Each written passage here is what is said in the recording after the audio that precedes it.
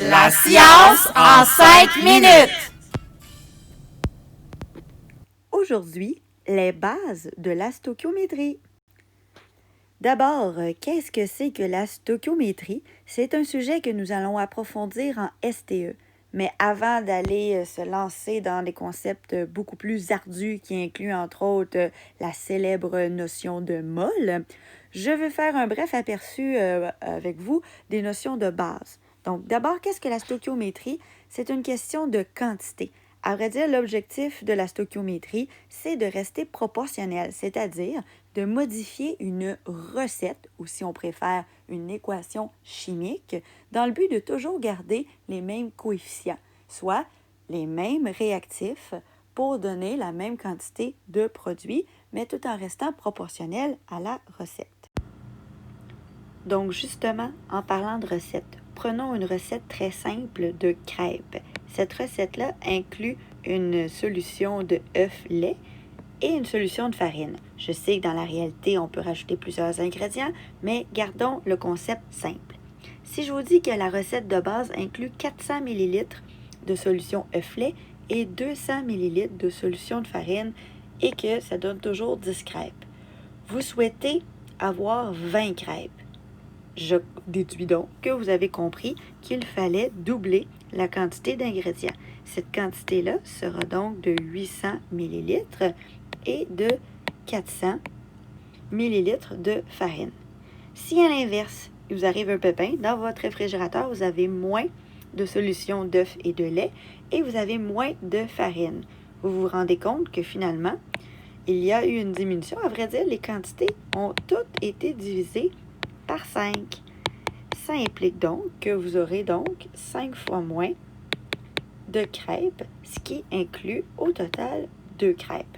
Donc, l'objectif de cette analyse-là, c'est de vous montrer que quand on a une recette de base, on ne peut pas la changer. On ne peut pas mettre plus de mélange œuf-lait ou on ne peut pas mettre plus de farine, sinon les crêpes vont être soit trop liquides ou trop épaisses. Pour avoir les crêpes parfaites, il faut suivre la recette. Et si on veut faire plus de crêpes parfaites, eh bien, il faut garder les mêmes proportions.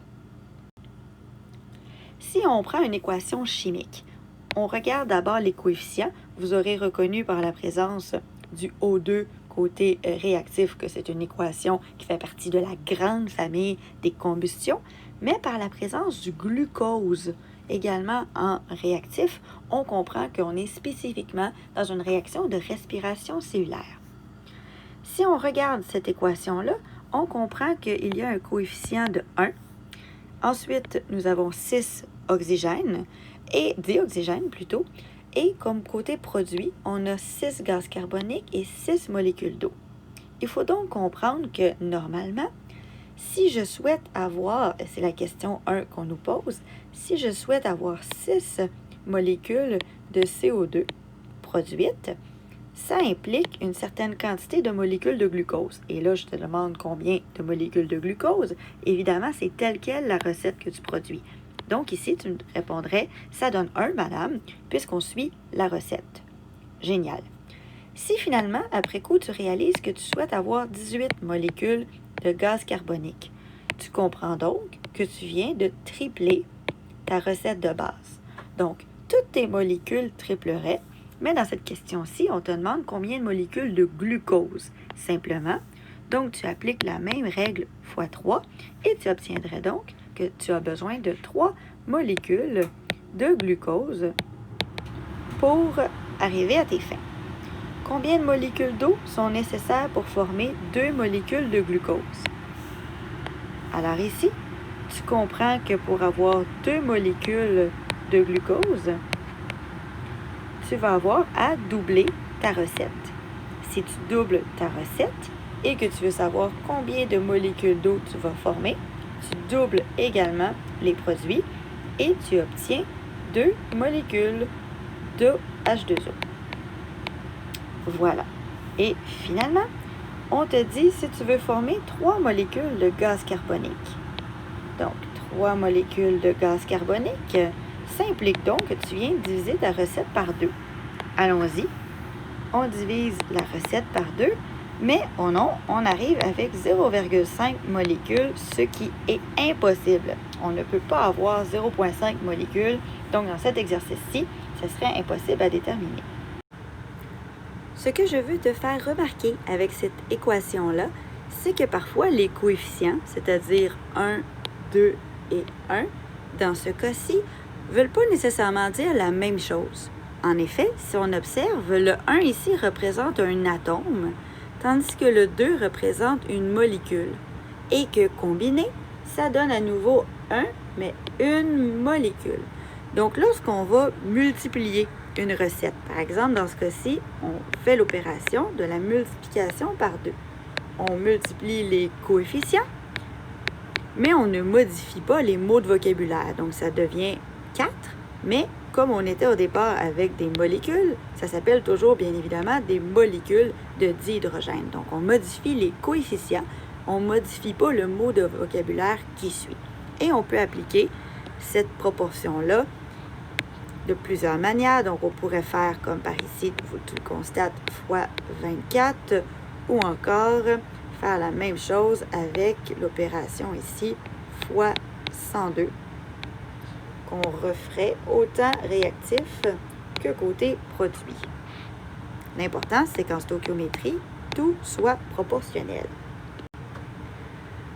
Maintenant, ce que je veux te faire réaliser, c'est qu'on est capable d'augmenter les proportions sans changer les coefficients. Pourtant, ce n'est pas quelque chose qu'on est habitué à faire. Si on veut passer, par exemple, de coefficients 1, 2 et 1, et qu'on veut doubler la recette, bien, c'est facile. On double les coefficients et en temps normal, le tour est joué. Mais ce que je veux te faire réaliser, c'est qu'on peut utiliser des mots en français qui ont un impact très important en termes de quantité.